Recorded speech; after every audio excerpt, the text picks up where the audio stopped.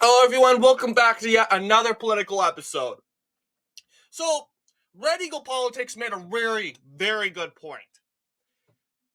So, we all predicted 2022 was going to be a red year, a red wave. Was it a red wave? No. In fact, I would say it wasn't really a wave at all. But if you were to say who benefited most, I would say in some ways the Democrats. It definitely felt that was the Democrats' year. The narrative went that Democrats were going to lose the House. Democrats were going to lose the Senate. And the Democrats were going to lose multiple. Well, actually, the one thing they were going to do well in was the gubernatorial races, thanks to the rhinos, liberal Republicans, Larry Hogan and Charlie Baker, who kept Massachusetts and Maryland reliably Republican states for 8 years, no barred for running for re-election. That means without those two liberal Democrat appeasing Republicans in the governor's mansion or in the race at all, these two races, Maryland and Massachusetts, will be flipped. So it was really look at Nevada and Arizona. I don't really like to count Massachusetts and Maryland as count that a gain, a win, because we knew right away, like Wesmore from Massachusetts, he was going to win regardless, right? He was going to win. Because it doesn't even matter if Dan Cox was a liberal, I wouldn't say a Trump Republican. In order to win as a Republican in Maryland, you have to be liberal. And that's how you have to bend backwards and do somersaults for the Democrat Party in Maryland. That's how Larry Hogan won. He did a bunch of somersaults, signing gun reforms, swearing to protect Roe v. Wade. That led to him winning 55.4% of the popular vote in Maryland. He did lip service for the BLM, went and kneeled down and started saying which lives matter and which lives we shouldn't really care about. So yeah, and he got really mad when the Republicans nominated Dan Cox, a Trump Republican. And it's true, Trump Republicans lose in liberal states because the liberal state media runs against them. It's literally equipped against them, right? So supposedly the only race Democrats were supposed to do well in was the governor's races. And apparently we had predicted Arizona to go for Kari Lake. Unfortunately, that went to Katie Hobbs in the end of the day. That's the blunder of and the con about mail-in voting once again. The Republicans did not utilize mail-in voting. As a result, majority of people said, oh, Kari Lake, she's going to totally sweep. No, I won't say sweep, but she's going to win. Look at that. Leaning Republican, toss up. Not a single Democrat. But because Republicans didn't mail in vote and Democrats did, the Democrats won the election. It's that simple, guys. It's completely simple. So, an easy knowledge to grasp. John Fetterman, I would say, ran a camp. I don't even want to talk about John Fetterman. He's become more based recently. I'm not a John Fetterman fan personally. I'm just not a fan of his politics, but fiscally, I agree a lot with him. And he's more of a common sense Democrat. He doesn't go into La La Loopsy land or Cuckoo Cocoa Puff land. He says, you know what? We support Israel because the other side wants to break our noses and they want to literally blow everyone up. They literally told us they're going to slit our throats once they get to us. So John Fetterman says, yeah, that we have no reason to support them. Israel has already proved loyal to the United States. We're going to support Israel. So overall, I think that's what led you campaigning as a common sense Democrat is what made John Fetterman the winner at the end of the day. And in most prediction polls, Fetterman was supposed to win. And I get that Oz surged in November. But then again, we forget about the early voting back then in August, September, and October. look at that. You'll see overall this Fetterman held the ring for a majority. And in the end, polls can be wrong. I get comments all the time how the polls in as you know from Real Clear Politics are wrong. And then suddenly Joe Biden's going to sweep the country and get over like 100 million votes because Trump bad. Trump orange. Trump orange man bad. That's the only reason they got. And yes. So people are like, yeah, 2022, bad year for Republicans. And I would say it was disappointing.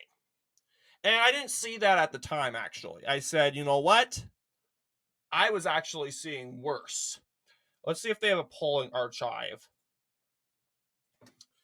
Let's see. Real Clear Polling 2022 midterms. Let's see if there was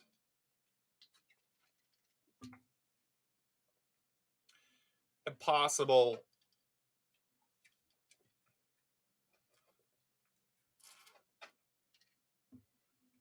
Yeah, New York Times, yeah. But yeah, they're still going to talk about, but just looking at this, okay. I guessing we're not going to search around Real Clear polling.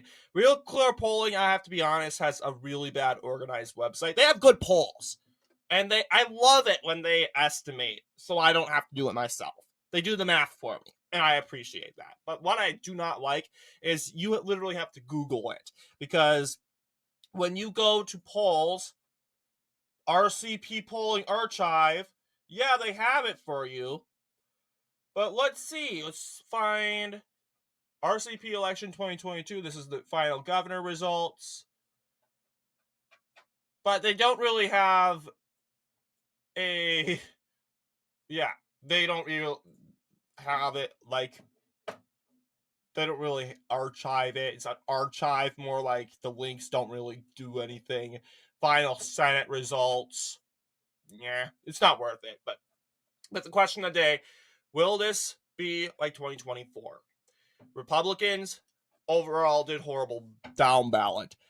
But what about upper ballot? Here's the difference between down ballot and upper ballot elections, guys. Something to understand. Down ballot elections sees the voter turnout dramatically collapse. No one likes to vote in down ballot elections unless they see a specific office that they're voting for that will benefit them. It doesn't have to be the office. It could be the candidate. An example being, I do not like Governor Tim Walz, okay? I'm going to vote against him this year. A lot of people, specifically the Democrats, historically in I would say Minnesota at least, never vote in midterms. That's why we have close results in 2010. See? Not very bad turnout. Well, I think it was actually okay. But the point was, the turnout's unusually very low compared to a presidential election. All right? Unusually very low in a midterm or down ballot election compared to a presidential race. A presidential race is talked about more. It's probably the biggest race in the country. It is the biggest race in the country. What am I talking about? And meanwhile, you have the Senate elections, the House elections. Those elections we get every year. We don't get House elections. We kind of do, because guess what? We have some races. You get some races every year. You get some mini races. Heck, we went back in 2023 when, let's see, Wisconsin went and voted for Lisa. What's her name? No, it's Janet. What? Janet? I believe she's Polish, but they voted for Janet over Daniel Kelly.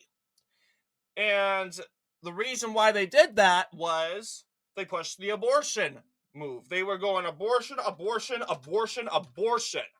And as a result, Democrats tricked up 55.4%, 1 million votes. Daniel Kelly, 44.4%. Historically, Daniel Kelly has been a horrible player. Take a look at 2020. Yeah, same deal. And they didn't have the abortion thing.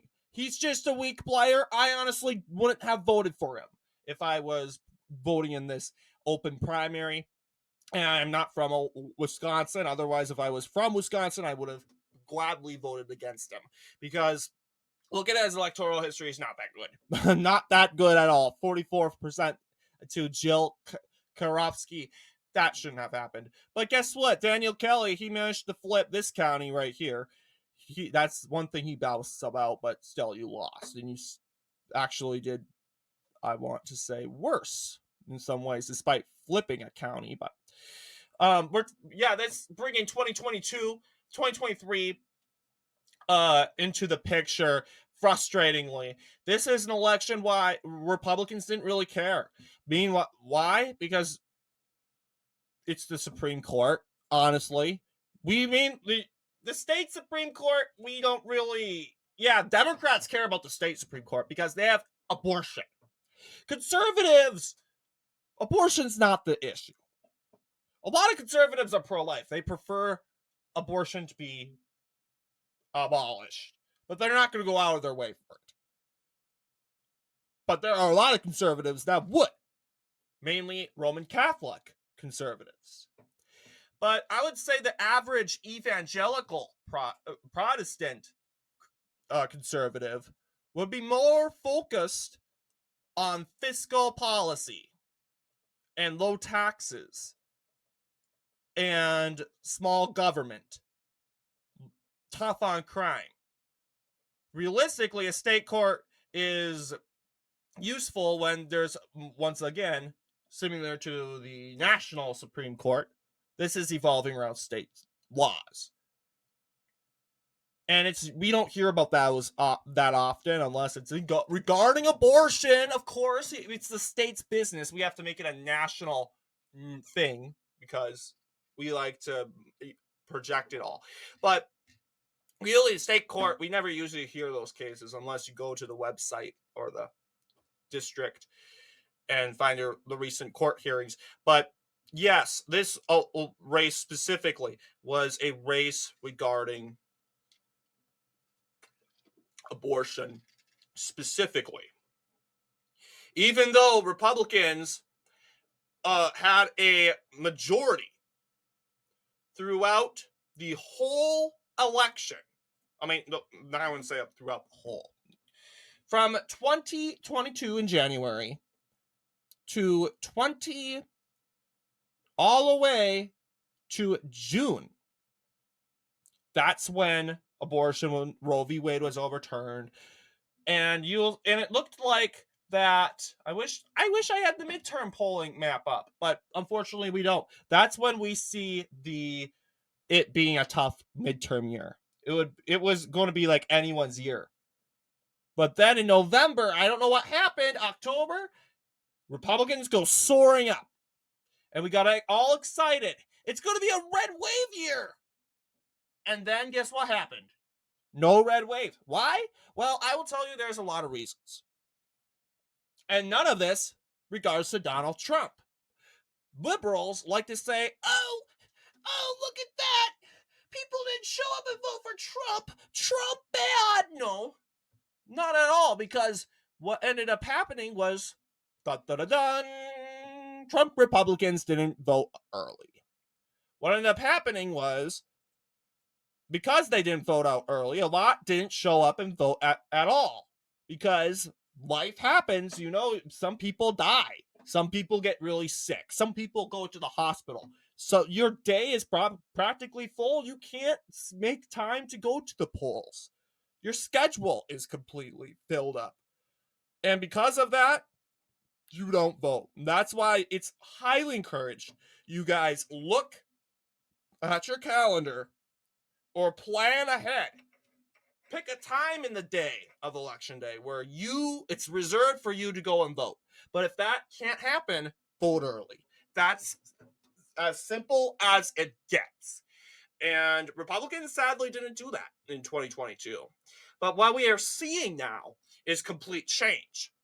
With the leadership of Michael Whatley as GOP chairman, we are seeing now that in previous elections, like Wisconsin, ballot measures, and the judicial races, that Republicans are coming out and voting. And we're actually seeing that in blue states, deep blue states, like New York, like recently, Democrats don't vote at all because they know their state's going blue.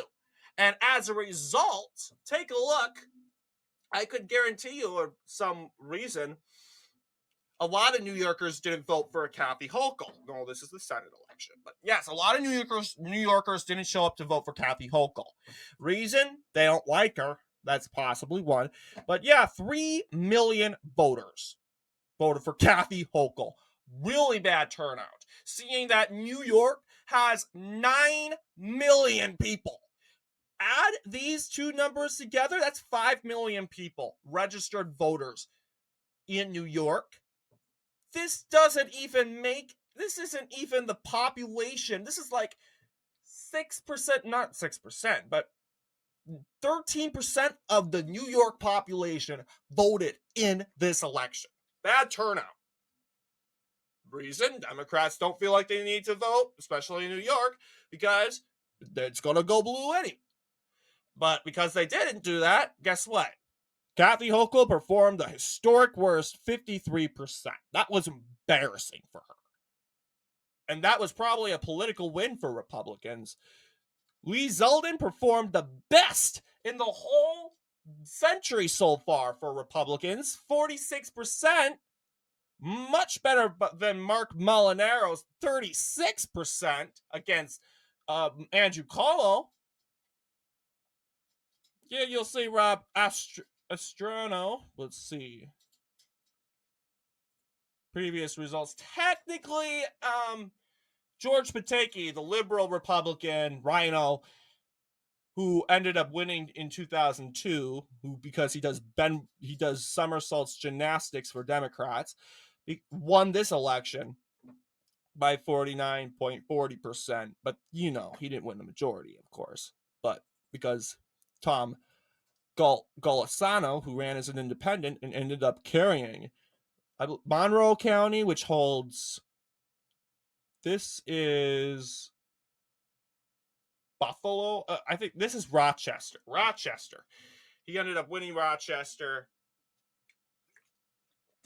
the county that wins, that has Rochester overall. So I don't know if that's anything else I need to say in regards to that. But you can't really take the midterms and apply it to a actual presidential race. It doesn't work, because what we've seen in historic elections, example, 1972 United States elections, and this is the fact. Republicans swept 1972. It's probably their best election year ever. Richard Nixon winning 520 votes. George McGovern, 17 electoral votes.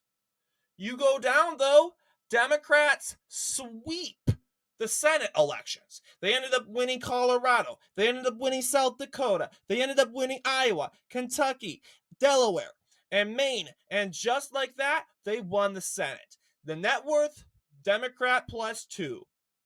Look at the House of Representatives. Look at that. The popular vote gain.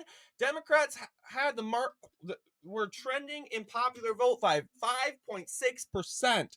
And as you can see, sure, Republicans did perform a lot of flips, but as you can clearly see, Democrats had a huge majority in the House of Representatives, especially in rural areas, the South, the Midwest, etc. It didn't, like Wyoming, a red state, is voting blue. It didn't really matter about politics in reality. You'll see Democrats also swept the gubernatorial races. Texas, Kansas, North Dakota, South Dakota, Montana, Utah, Arkansas, they're blue states. You'll see and Illinois, and Democrats gained Illinois, Delaware, and Vermont. And supposedly the narrative is 1972 was a red wave year. Yeah, because it was Richard Nixon versus McGovern.